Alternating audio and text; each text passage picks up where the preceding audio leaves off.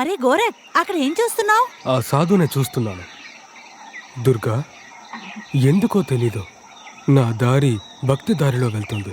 ఆర్తి పూర్తి కాగానే 1 నిమిషం కూడా నుంచోలేదు. ఇది చూడ్డానికేనా? సమాధానం చెప్పు. సమాధానం నువ్వు చెప్పు. నువ్వు ఎందుకని నన్నే వెంబడిస్తున్నావు? నిజం చెప్పనా? చాలాసార్లు మనసులో ఉన్న మాట నోటి వరకు వచ్చింది, కానీ గొంతులోనే ఉండిపోతుంది. నేను చెప్పలేకపోతున్నాను. కానీ ఈరోజు ఎలాగైనా చెప్పాలనిపిస్తుంది. చెప్పేనా? మంచి విషయం, అయితే త్వరగా చెప్పు.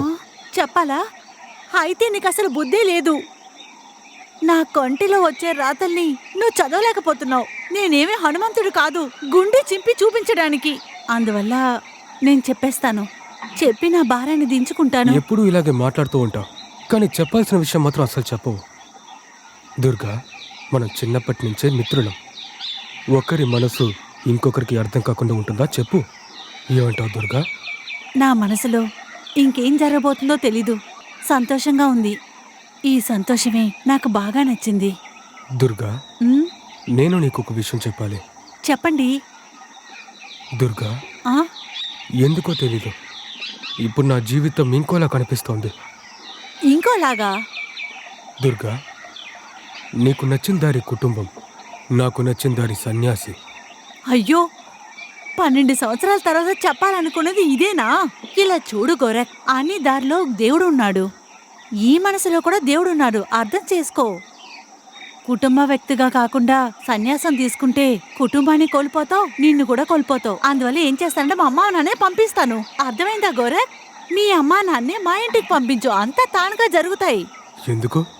మన పెళ్లి గురించి మాట్లాడడానికి. దుర్గా, నా తలరాతలో ఏదైతే రాసిందో అదే అయ్యో, ఖచ్చితంగా నేను జరుగుతుంది. ఏ జాతకాల పుస్తకాల్ని చదవలేదు. కానీ నాకేమనిపిస్తుందో తెలుసా? నీకు ప్రేమ పాఠాలు నేర్పించాలి. సరే, నేను నీ గురువు, నువ్వు నా శిష్యుడివి. పద ప్రారంభిద్దాం. దుర్గా, కలిసి ఉండడం వల్ల ఇలా మాట్లాడుతున్నావా? చెప్పొచ్చుగా, రేపు ప్రారంభిద్దామా?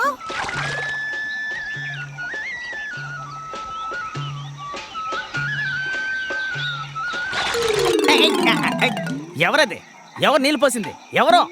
ఓ సిని, నువ్వా? అరే, నీళ్ళు చల్లకమ్మా, చల్లగా ఉంది. వణుకు పుడుతోంది.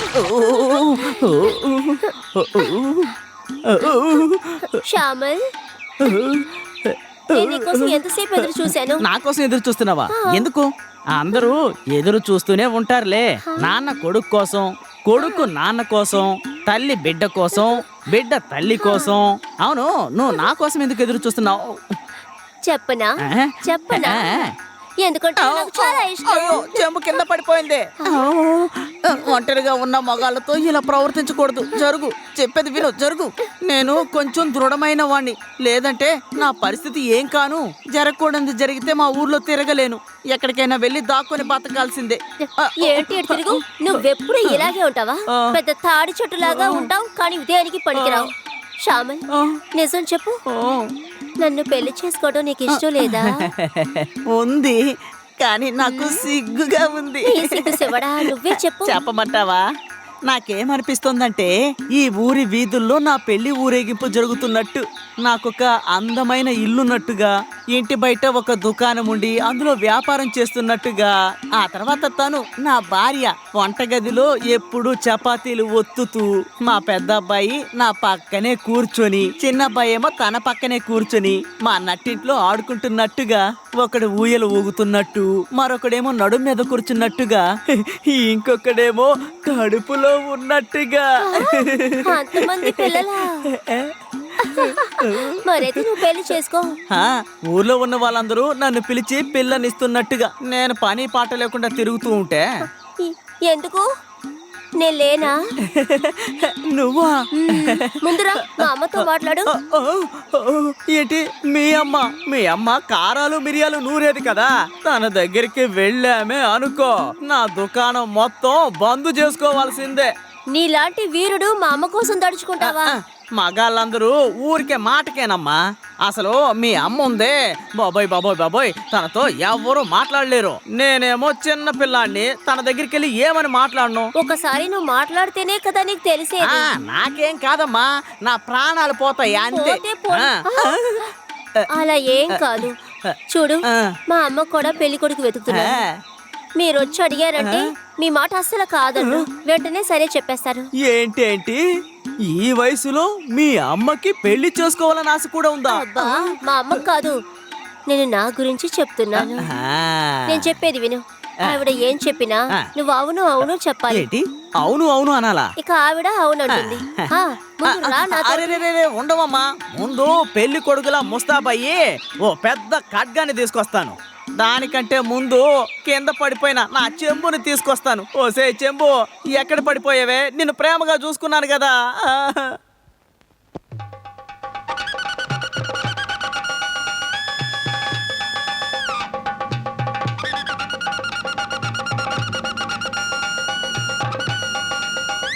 ఆవిడ ఏం అడిగినా అవును అవును చెప్పు. భయపడకూడదు. భయపడకూడదు అంటూనే భలే భయపెడుతున్నావు కదా. మీ అమ్మ దగ్గరికి ఇదే వేగంగా వెళ్ళి పిల్లని అడిగేస్తాను. నువ్వు నా పక్కనే ఉండు. ఎవరక్కడా? అరే ఎవడరా అక్కడ? మళ్ళీ ఏమైంది? కత్తి జారిపోతోంది. పెళ్లి ఆశ కూడా పోయింది. అసలు నువ్వు నన్ను ఇక్కడికి తీసుకురావడానికి ముందు మీ అమ్మకో మాట చెప్పుండాలి కదా, గుండె పగిలేలాగా ఆరవకూడదు అని.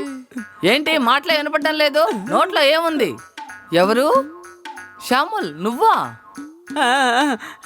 అవును, నువ్వెందుకు ఇక్కడికి వచ్చావు చెప్పు. ఇక నువ్వు అరవమాకమ్మా, ఆయన అసలే భయపడతారు. భయపడుతున్నాడా? ఎందుకు? నేనేమన్నా దెయ్యమా? అవును. అందరినీ తింటానా నేను? అవును. అవునా? ఇదంతా చెప్పడానికే ఇక్కడికి వచ్చావా? అవును. అవునా? అరే దున్నపోతా, ఏంటి అన్నిటికీ అవునని చెప్తున్నావు? అన్నిటికీ అవును అవును అని చెప్పమని తను ఇక్కడికి తీసుకొచ్చింది. నేను ఇక్కడికి వచ్చింది నా పెళ్లి గురించి మాట్లాడదామని. పెళ్ళా? మాట్లాడదామని. నీకు పెళ్ళా? ఎవరితో? మీ అంజుతోనే. మీరు మా పెళ్లికి వస్తారు కదా. వస్తాను. అరే కాలిపోయిన మొక్కమోడా, ఊరంతా వెతికితే నా కూతురే దొరికిందా నీకు? మీకు ఇంత వయసు వచ్చింది కదా, ఎందుకు అరుస్తున్నారు? మీరు ఊ అని ఒక్క మాట అనండి చాలు, వెంటనే పెళ్లి, బిడ్డలు 1 2 3 4 5 6 7 8 9 10 11. కానీ నా కూతురు ఒప్పుకుంటే. అవునమ్మా, నాకు ఇష్టమే.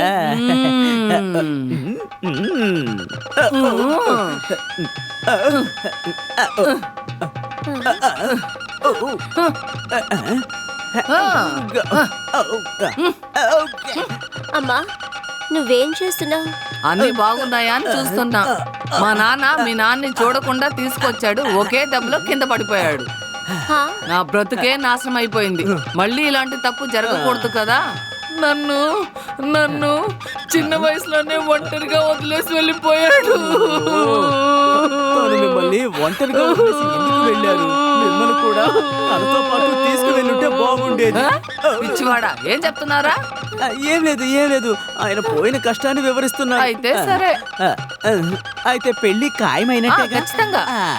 కానీ ఒక విషయం, ఇక్కడ చూడు శ్యాము, ఈ మొత్తం ఊరికి తెలుసు నర్మదా లాగా నాకు పంచాయతీలు చేయడం ఇష్టం లేదని. పంచాయతీలు అంటేనే ఇష్టం ఉండదు. తెలిసిన విషయమే కదా. నేను, నా ఇల్లు, నా చెల్లెలు, అంతే. చెల్లెలా? ఆ ద్వారకాధీశుడే. రుక్మిణి నా చెల్లెలు. ఓహో, తనేనా మా చిన్నత్త గారు? వాళ్ళ నాన్నగారికి చాలా ఆశ ఆ ద్వారకాకి యాత్రకు వెళ్ళాలని. అది జరగలే. కానీ నువ్వు ఈ యాత్రకు తీసుకెళ్ళావంటే ఈ పెళ్లి జరుగుతుంది. వెళ్దామా? అయితే చెప్పండి, మిమ్మల్ని నా భుజాల మీద ఎక్కించుకుని భీములాగా ఊరంతా తిప్పేస్తాను. అలాగే నా వీపు మీద ఎక్కించుకుని శ్మశానంలో పడేస్తాను. అరే పిచ్చోడా, ఏం చెప్పావు? ఏం లేదు, అల్లుండి కదా, నీ భారం అంతా నా భుజాల మీద వేసుకుంటాను. జై గురుదేవ్, జై హే గురుదేవ్. గోరక్, నేను దేవుడి దగ్గర ఏం మొక్కున్నానో తెలుసా నీకు? నువ్వు దేవుడి దగ్గర ఏం మొక్కున్నావో నాకు తెలియాల్సిన అవసరం లేదు. అది నాకంత ముఖ్యం నేను కూడా కాదు. నీతోనే చెప్తాను. ఇన్ని సంవత్సరాలుగా నేను మొక్కుతున్న దేవుడు నువ్వే కదా, అది నీకే తెలియటం లేదు. దుర్గా, నేను దేవుడినని చెప్పి దేవుడిని కించపరచుకో. మనుషులు ఎప్పుడు దేవుడిగా మారలేరు. కానీ నేను మిమ్మల్ని దేవుడుగానే అనుకుంటున్నాను. మీరు ఎంత కోప్పడ్డా సరే మీకే నేను పూజ చేస్తూ ఉంటాను. దుర్గా, నేను చెప్పేది కాస్త విను. ఆశకు మించిన అతి ఆశ నిన్ను ఒక రోజు కష్టపెడుతుంది. పూజ చేసే వాళ్ళకి ఎన్నటికీ కష్టాలన్నవే రావు గోరక్. ఇలా కూర్చో. ఇలా చూడు, మనుషులు రాయిని చూసి దేవుడు అనుకునేటప్పుడు రాయికి భగవంతుడి అవతారం దొరుకుతుంది. దుర్గా, నీ ఈ ఆలోచన నాకు అస్సలు నచ్చడం లేదు తెలుసా. నాకు ఈ ప్రశ్నకి సమాధానం అక్కర్లేదు. ఎక్కడికెళ్తున్నావు నువ్వు? నా ప్రశ్నకి సమాధానం చెప్పి వెళ్ళు. నా ప్రేమ నిజమైందంటే ఒకరోజు కాపైనా ఒకరోజు మీరు అర్థం చేసుకుంటారు. దుర్గా, ఇది నీకు ఒకరోజు కష్టాన్ని తీసుకొస్తుంది. ఎప్పుడు ప్రేమించిన వాళ్ళకి కష్టాలు ఎదురవుతూనే ఉంటాయి. ఒకరోజు ఒకవేళ ఇలా జరిగితే, పువ్వులు వేసి మనల్ని స్వాగతం పలికితే, ఆ రోజు ఈ దుర్గా చాలా సంతోషపడుతుంది గోరఖ్. చాలా అదృష్టవంతరాలైపోతుంది. గోరఖ్,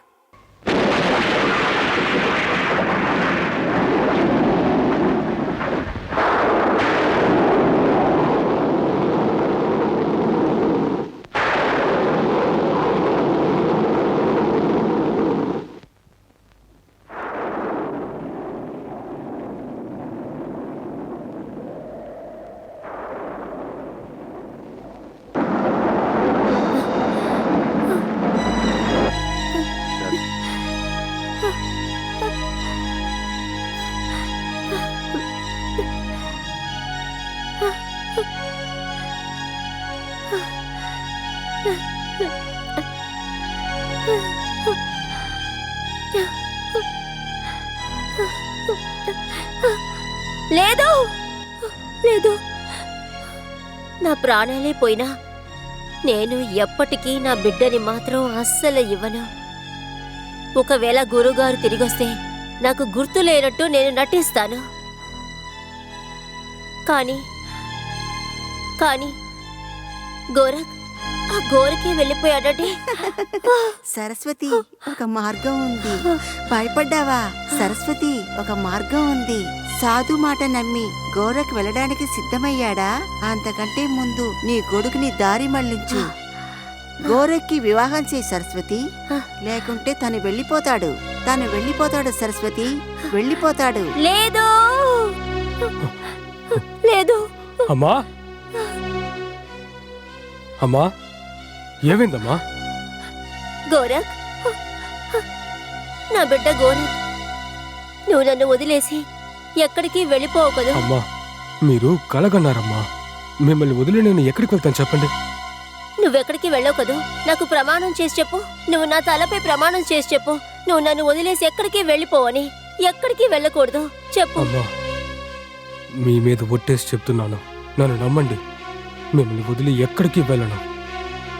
చాలా, ఇప్పుడు మీరు ప్రశాంతంగా పడుకోండి. మీరు దేనికి భయపడకండి, నేను వెళ్తాను. ఆగు గోరఖ్, ఒక్క విషయానికి సమాధానం చెప్పు. ఏంటమ్మా? నువ్వు దుర్గాని ఇష్టపడుతున్నావా? అమ్మా, మీరు ఎందుకని ఈ విషయాలు ఎన్నిసార్లు అడుగుతున్నారో నాకు అర్థం కావట్లేదు. అవును బాబు, నువ్వు ఏమిటో చెప్పావంటే వాళ్ళ ఇంటికి వెళ్ళి నేను మీ ఇద్దరిని హాయిగా కలుపుతాను. మీరు చాలా కంగారు పడుతున్నారమ్మా. ఇంత తొందరగా ఎందుకు నిర్ణయం తీసుకోవాలి? నాన్నగారు ఊరి నుంచి రాగానే అప్పుడు నాన్నగారు కూడా ఇష్టమే. నువ్వు ముందు సరే చెప్పు, నా మాట కాదనవుగా. అమ్మా, మీరు ఒట్టు వేయించుకున్న నాలుకని కొయ్యాలనుకుంటున్నారా అమ్మా? అమ్మా, నా మనసారా చెప్తున్నానమ్మా, మీరు చెప్పింది నేను ఏనాటికి చేస్తాను. అమ్మా, మీరు అడిగితే నా ప్రాణాలైనా ఇవ్వడానికి నేను సిద్ధంగా ఉన్నానమ్మా. మీకేది ఇష్టం అదే చేస్తానమ్మా. మీకు ఏది సరే అనిపిస్తుందో అదే చెయ్యండి అమ్మా, నేనేమనుకోను. నేను రేపే దుర్గా అమ్మగారితో మాట్లాడతాను. మేము అదే అనుకున్నాం, మీరు అలాగే చెప్పారు. అంటే మీరు కూడా ఒప్పుకుంటున్నారా? గోరఖ్ లాంటి అల్లుడు మాకెక్కడ దొరుకుతాడు? దాంతో దుర్గా లాంటి కోడలు మా ఇంటికి వస్తుందంటే నా కలలంతా నిజమైనట్టేగా. సరే, రాబోయే అష్టమికి ముహూర్తం పెట్టి మనం వేంకులవుతాం వదినా.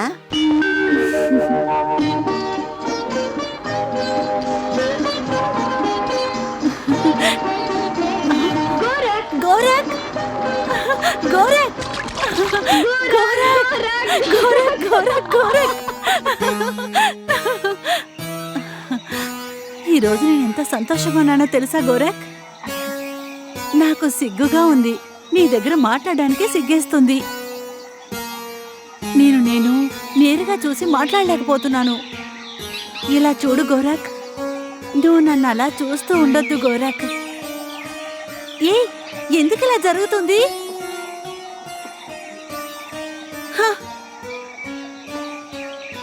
నీకసలు సిగ్గుపట్టమే తెలీదా? ఇలా చూడండి, పెళ్లి రోజు నాడు మేడ మీద, నా మేడ మీద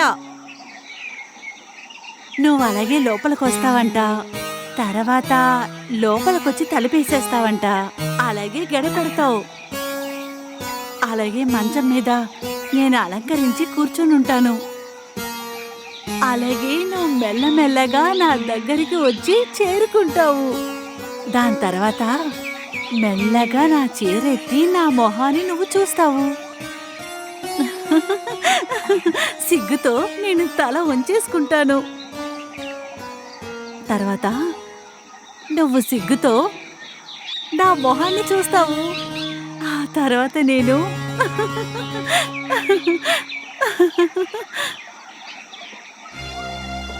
నేను ఇంతసేపు చెప్తూ ఉన్నాను, నువ్వు ఉమ్మడి మొహం పెట్టుకున్నావేంటి? ఛ! నేను అనుకోడు నా బదులు నువ్వు సిగ్గుపడుతున్నావేమో.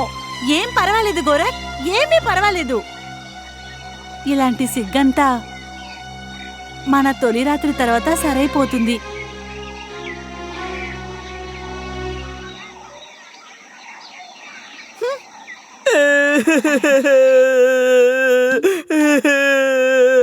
నన్ను మోసం చేశారు, నన్ను మోసగించారు, నాకేమీ లేకుండా చేశారు. యాత్రకు తీసుకెళ్తే పెళ్లి చేస్తామని చెప్పారు, ఇప్పుడు ఏమీ లేకుండా చేశారు. నువ్వెందుకు ఏడుస్తున్నావు? నేను ఇప్పుడు ఏం చేసేది? ఇప్పుడు గోరకి దుర్గాకి పెళ్లి జరగబోతోంది. గోరకి ఆ పెళ్లి ఇష్టం లేదు, కానీ వాళ్ళ అమ్మ బలవంతం పెట్టి చేస్తోంది. కానీ నేను ఇక్కడ విలవిల్లాడిపోతున్న సంగతి మీ అమ్మకి తెలియడం లేదు. శ్యామల్, నువ్వు ఏడు పాపు. పెళ్లికేగా కాదన్నది, మనల్ని కలవద్దని చెప్పలేదుగా. అరే వదులు, ఇలాగే కలుసుకుంటే ఏంటి ప్రయోజనం? పెళ్లి చేసుకుని సంసారం చేస్తేనే కదా. అక్కడ మీ అమ్మేమో ఇంకో 4 యాత్రలకు తీసుకెళ్ళమంటోంది. అయితే యాత్రకి తీసుకువెళ్ళు. ఆ యాత్రకు తీసుకెళ్ళినా గాని యాత్ర గీత్ర అంటూ అన్ని చోట్ల తిప్పుతూ ఉంటే ఇక్కడ నాకు వయసు అయిపోతుంది. అయితే నువ్వు స్వామీజీ అయిపో. స్వామీజీనా? అవును, ఇలా రా చెప్తా. ఇదేదో బాగుంది. ఎలాగూ పెళ్లికి ఖర్చు పెట్టబోయేది లేదు. స్వామీజీలా వేషం మార్చుకుని వచ్చి నేను ఎత్తుకెళ్తాను. అలక్ నిరంజన్.